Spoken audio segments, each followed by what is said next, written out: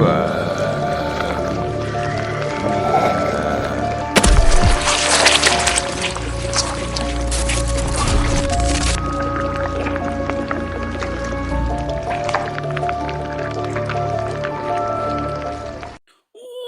everybody. It's your boy Versace. We're here with another Horror Nights. Tonight, we're going to be doing one of our, well, it will be our first inaugural movie review. We checked out this trailer about a month ago or so, and I have to say, I was very intrigued by it. It gave me an eerie sense, a feeling. And we're talking about the trailer for The Woman in the Yard. Came out in 2025, directed by Joam Sarah and written by Sam Stevanek. Really, I have to say, I was really impressed. I'm gonna get into my rating, but let's talk about it. And there will be some spoilers, unfortunately. So if you haven't seen it, don't listen to this yet if you don't want it to be spoiled. But the trailer, like I said, it has women appearing on a rural area with a single mom and her kids, and we don't know why this woman is there, what she is, who she is, and it's very creepy, disturbing, and it doesn't settle right. And I've heard that from many people that actually watched the trailer that I did with it. They they did not like it very much. But so basically the story's about Ramona. She's, a single mother. She's disabled after a car accident took place. And in this car accident, her husband David died. Now, it starts off with David talking about a dream that he had, about this amazing dream that they had, that, this house would be perfect house, was going to be made with the kids, the family, and everything, and they need to come up with a name of it. She didn't know the name of it.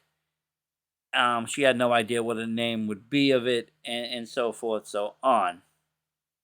And, then it gets into kind of the whole story. And this woman shows up. And they see her out the door, and,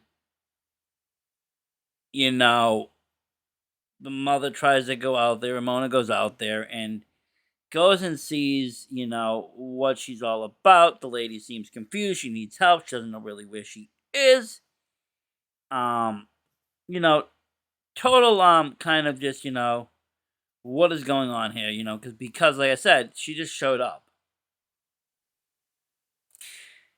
And then eventually, it goes back into the woman keeps, diving in and gnawing away. They have a gun, and the son has the gun to use it, and he points it at her, and the lady's like, well, no, listen, your mother's been lying to you, and they talked about the night of the accident, and he confronts the mother, and turns out that she had lied and said that he was driving. In fact, she was driving, was holding on to this terrible guilt. And, they were going through a tough patch. She wasn't happy in this marriage. She wasn't happy in a lot of things with her husband. She didn't like the country. She kind of wanted to move back to the city. He was happy here. It didn't end in a really good way when they were having this conversation. And then the car crashed. And this lady just keeps on being persistent. She antagonizes the family, kills their dog, and just keeps going on. And it gets into other scenes, and eventually, she takes the daughter. And this is where it kind of twists up, takes the daughter. The mother ends up, going through some kind of visuals, and you see her going into a world where she's with her husband. The husband is still alive. Things are different, Well, it's going back to that dream and naming the house and da-da-da. What are we going to name it?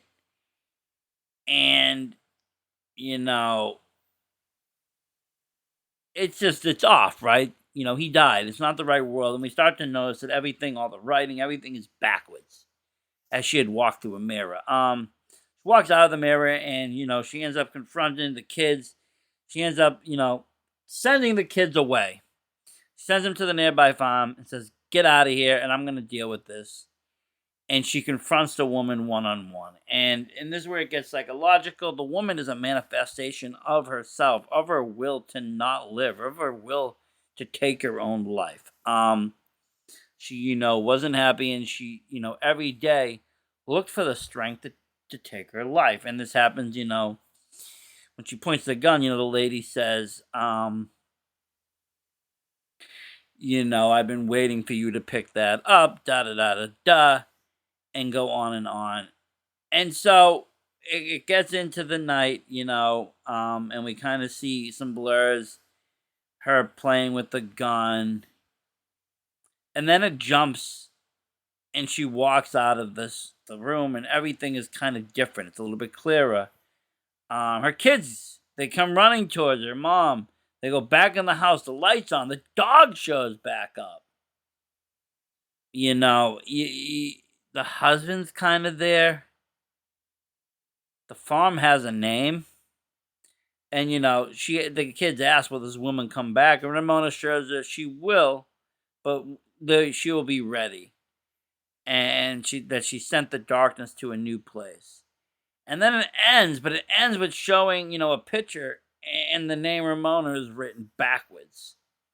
This sets up a lot of speculation of, what was going on at the end. And it's very dark, actually. Danielle Deadweiler plays Ramona. Aqua Okpawasili as the mysterious women. Russell Hornsby as David. Peyton Jackson as Taylor, Ramona's son. And Estella Cahia as Annie, Ramona's daughter. It had a $12 million budget. It did $21.8 million in the box office. It actually came out first one day earlier in Australia, March 27th, hit US March 28th. And honestly, as we're going to get into it, it is pretty, like I said, dark. It was produced by Blumhouse Productions, which I find their movies to be very engaging and interesting. Some of them darker than others. Some of them disturbing and touching things that, others won't touch. This is a movie that has touched things that nobody has touched, honestly.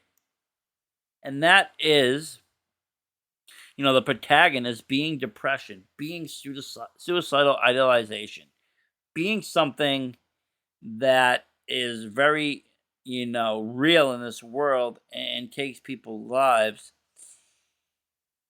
And I'm glad the movie put out resources and let people know that. And there should probably be a warning and a disclaimer that this movie is about kind of that. Because going into it, I did not think it was. It kind of shocked me. The whole thing kind of shocked me.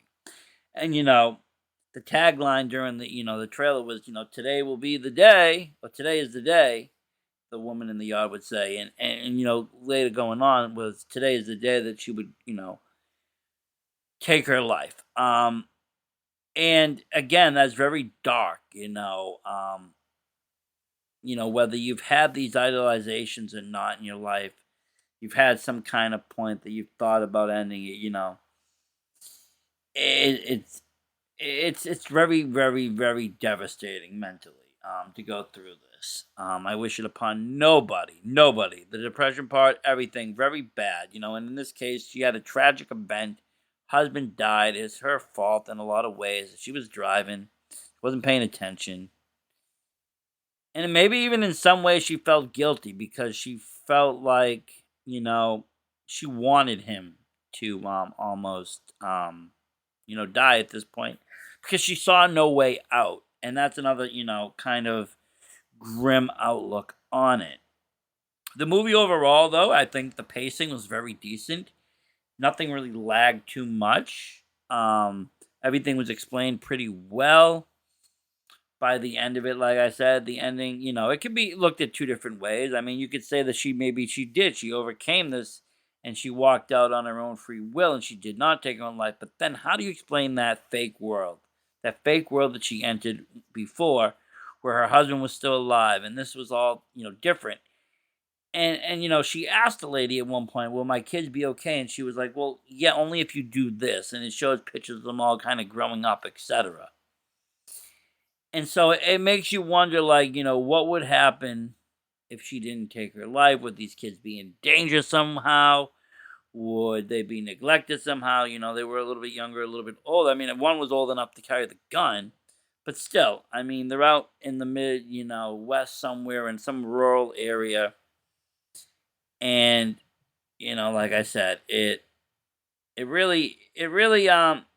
plays to a lot of different emotions. A lot of people didn't give it the best. Some people gave it 2 out of 5 stars, and other people gave it worse. I do give it 8 out of 10. I think that it plays. It's a different movie. It's not for everybody. It's rated PG-13. There's no slaughtering. There's no blood and murder and all this other crazy things. Although we did see one image in there where it shows Ramona stabbing her daughter, and that's why I was saying maybe she thought in her head that she wasn't safe to be around the kids anymore, and she was mentally unstable, and she again, this depression was just gnawing at her. And we normally don't see that, and we don't see it manifested as a person. In this case, it was as a person, this mysterious figure. And at one point, you see them switch off, and Ramona becomes the figure, and it's really honestly, it was kind of creepy to see because it's all played out, and you see why, and the hands are bloody, and it's just a lot. And her hands are bloody for maybe many reasons. The guilt again. Was she going to do something to her daughter? She was, really afraid of the kids.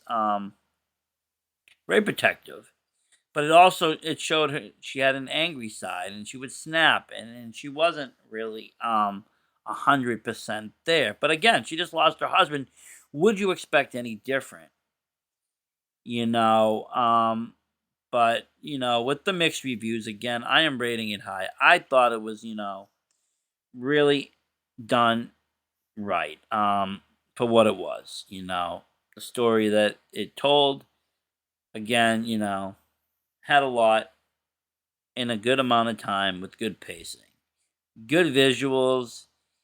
And again, it's not about the jump scares of the killer. It's about the psychological buildup of what's going on here. Why is this happening? Who are these people? Who is this lady? What has really happened? Is there something we're missing here? And then what is this all about? What is going to happen here? Who's going to and then unfortunately the tragic, you know, which is kind of that gut wrench ending. That's just like, wait a minute, did that really happen, or am I just reading into it deeper? We hope for that better ending, that she walked out again into the kids were there, and you know and everything was just fine. Although it wouldn't explain the husband being back, it wouldn't explain the dog being back, it wouldn't explain the house being back, lights back on, all of that. And again, that mirror world that she had walked into, where everything was backwards, everything was different, it wasn't real. And that could be, in her mind of what she thinks, it could be the afterlife. I don't know what it is. It never really explained what that mirror universe was or mirror world was, but she definitely entered it, and in the end, like I said, you see it backwards, which means it wasn't real reality. And, I'm sure people debated a little bit, but again, sometimes you just gotta take a look at it and just respect that it was a dire kind of ending that just was really gloomy, dark, devastating. And again, different kind of movie, different kind of horror.